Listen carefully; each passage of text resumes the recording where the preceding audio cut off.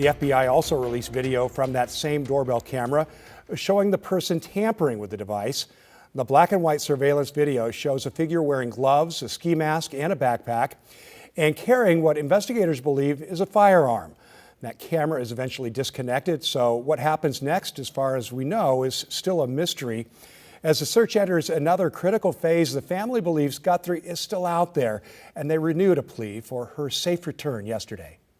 So I'm coming on just to ask you, not just for your prayers, but no matter where you are, even if you're far from Tucson, if you see anything, if you hear anything, if there's anything at all that seems strange to you, that you report to law enforcement.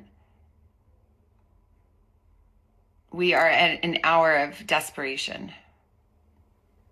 and we need your help. The FBI is offering a $50,000 reward for information leading to the recovery of Nancy Guthrie. Anyone with information should call 1-800-CALL-FBI.